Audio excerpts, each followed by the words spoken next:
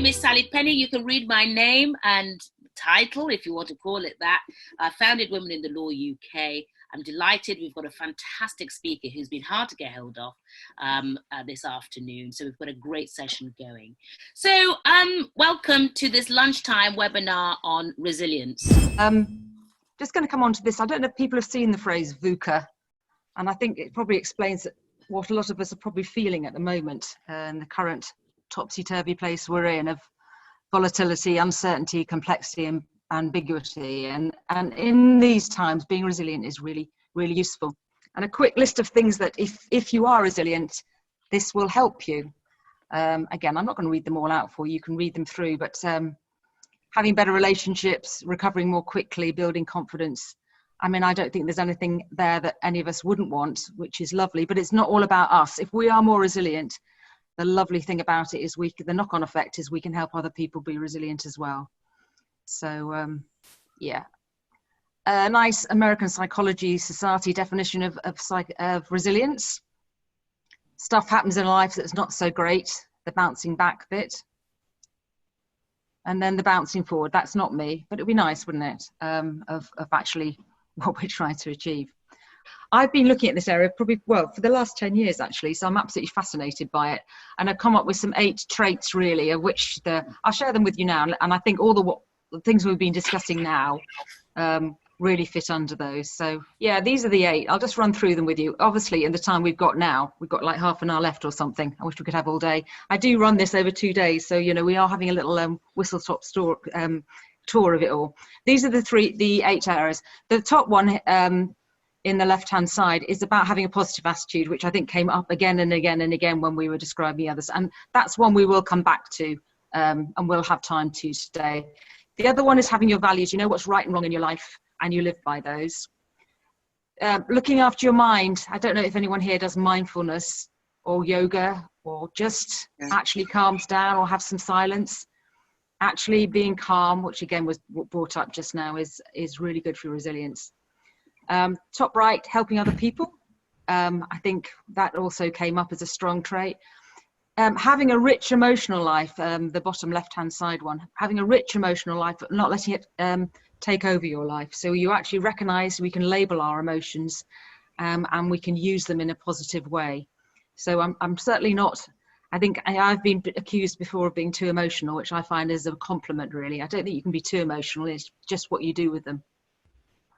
Looking after our lovely bodies, which is a good idea. So it does link the whole time, as we all know, with your mind. But actually, we know that the 4, you know, the main traits of getting enough sleep, eating mostly the right things, and having exercise. But do we actually always do those things, or do we let that slip? Having supportive people around you and having goals. We know why we want to get up in the morning. We know what makes us tick, and we have a goal maybe for the day. We might have a goal for life. They might be small ones or big ones, but we've actually got some goals. So those are the 8 areas. I'll just come out of screen share now again.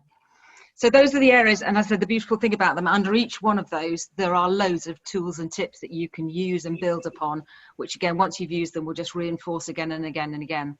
I said I haven't got time to go through all those 8 now, but I do want to stay on the positivity and how we might be able to help not only ourselves, but other people shift again in this time of topsy-turviness and weirdness and kind of scary stuff and all emotions running at the moment. I think I'm certainly doing that. What can help us on that with a positive outlook? Question for you all. Right, how many thoughts do you think the average person has on the average day? But the 2 papers I read about, one had 70,000 thoughts a day and the other had 90. So there's quite a lot of discrepancies even with people who are publishing papers. And how they do it is they put those kind of swimming caps with wires coming out of them and see what the interactions are in your brain. It's quite interesting just to see that, think about that number. And I ask you the next one is, how many bits of information do you think the average person receives on the average day? I know it's a bit different now because we're actually maybe not having as much stimulus coming at us, although I'm not sure with the screen what's happening.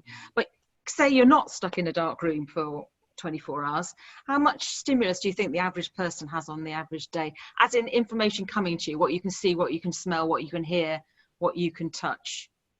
I've absolutely no idea, actually. I don't know. We can actually count that. I don't know how you do the experiment to do it. But I think if you've got all that stuff going inside our head, I think we've got that and more, especially in the lives we live in at the moment, coming at us. So I'm really just kind of getting us thinking about how we are exposed to so much stuff. Our mind is whirling, there's stuff outside coming at us. We can't focus on well, do you think we can focus on absolutely everything all the time?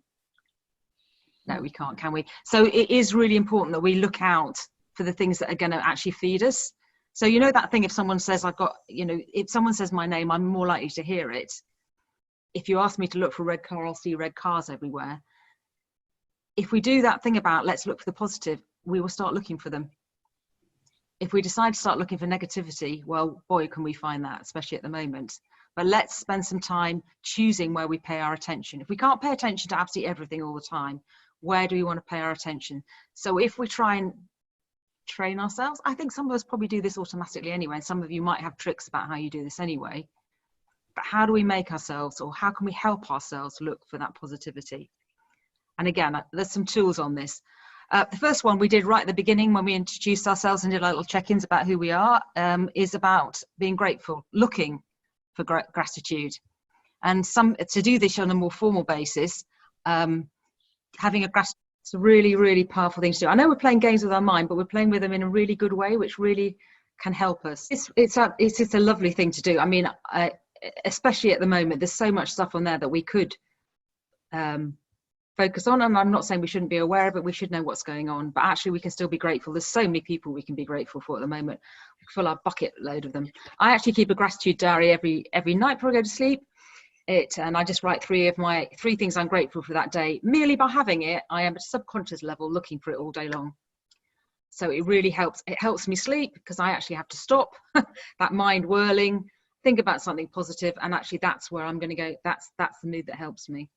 And I kind of automatically do that. That's what I kind of do before I go to bed, and I find it really useful. Other people, I know some of you might know someone called Fran. I know Sarah does. She keeps a gratitude jar. So every day she puts a bit of gratitude and it goes in the jar. On the 1st of January every year, outpours all this gratitude. She might have a hangover. She probably will have a hangover, knowing Fran. She will look at those, and what a great way to start the year. But again, every day she's doing it. She knows it's a game, but it really works.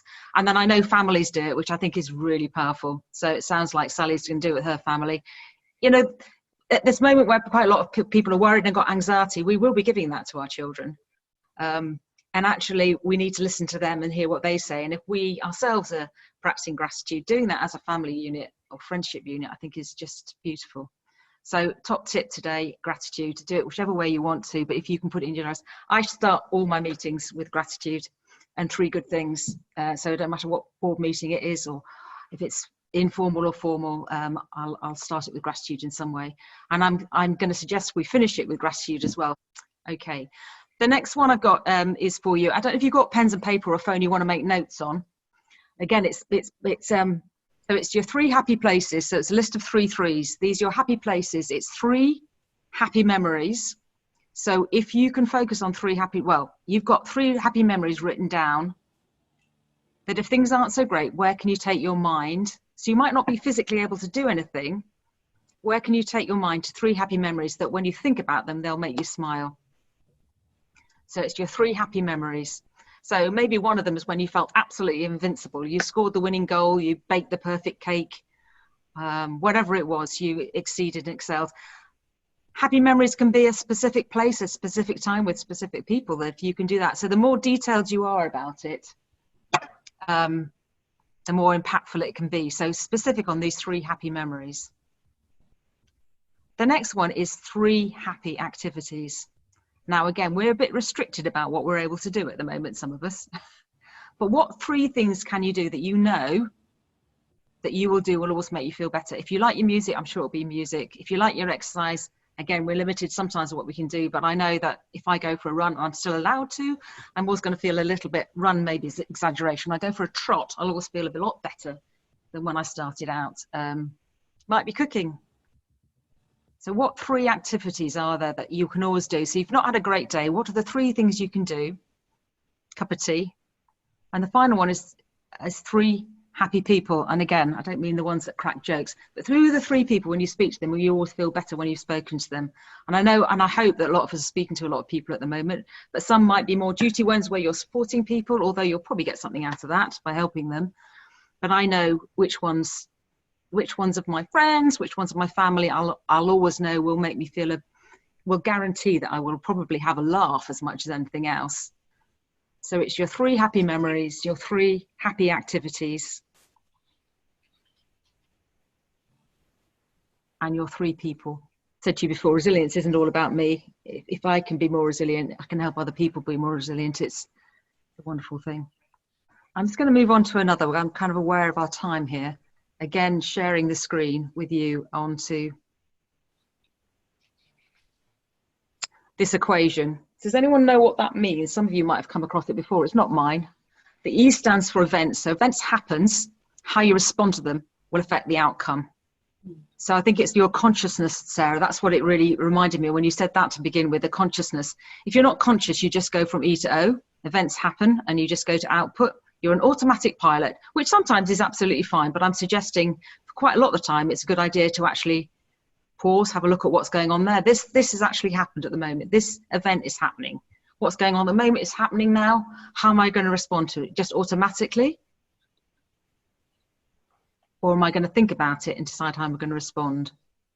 And again, how you respond will affect the outcome. So if I respond to it positively, the outcome will be positive, and I respond to it negatively, I suggest the outcome will quite often be negative too. A classic example, it's easy to say, although most of us aren't driving at the moment anywhere, that I'm driving to work, to school, whatever it is, and someone cuts me up.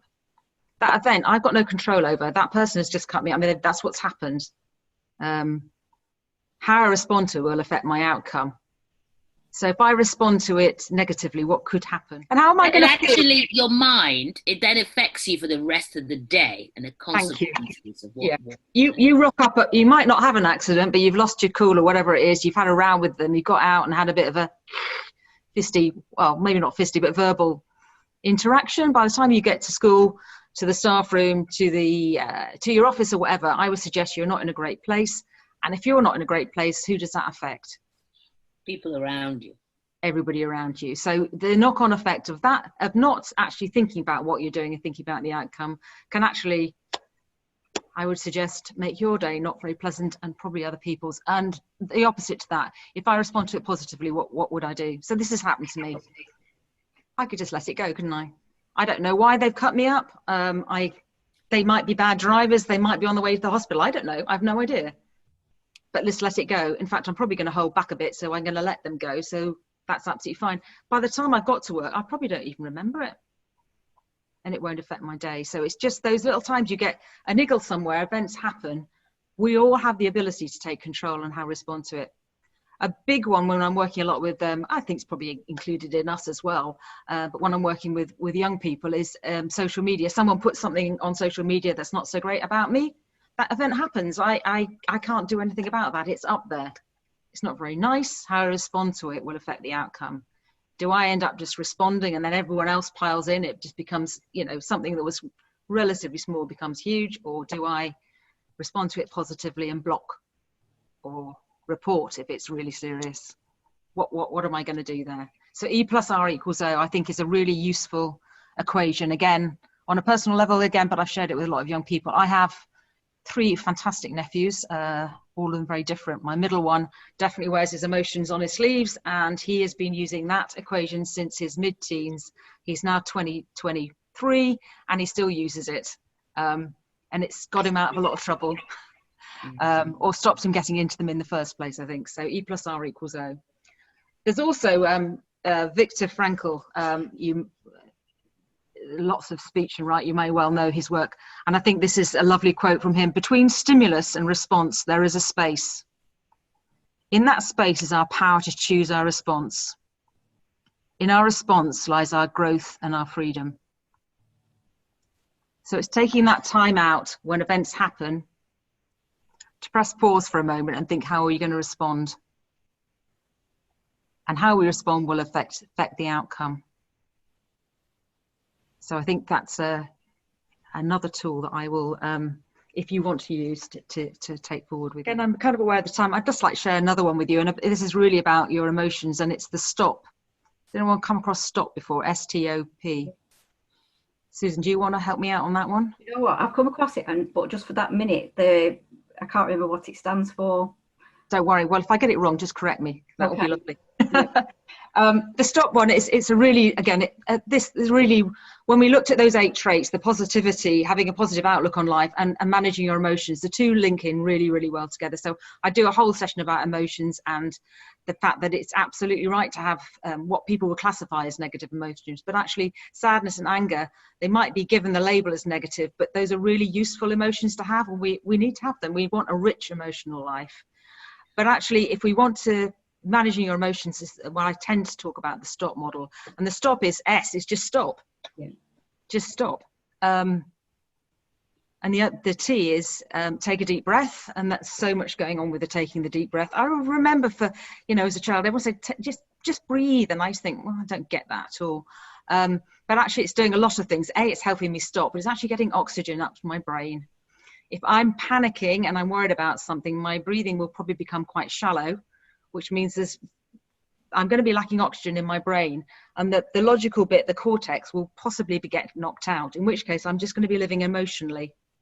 Now, I want my cortex, my logical bit, and my emotion to have a really good conversation here. I don't want to be missing one or other part of it. So getting that oxygen by having that deep breath, we're stopping, which is great. Getting that deep breath in there will really help me physically as well as it will help me mentally. Wonderful people. Thank you. As you probably have imagined, I could go on for hours and hours, but I hope you've got just a little bit of a taster on a Friday lunchtime of what we can do to help ourselves, and in doing that, help other people, which I think is really lovely.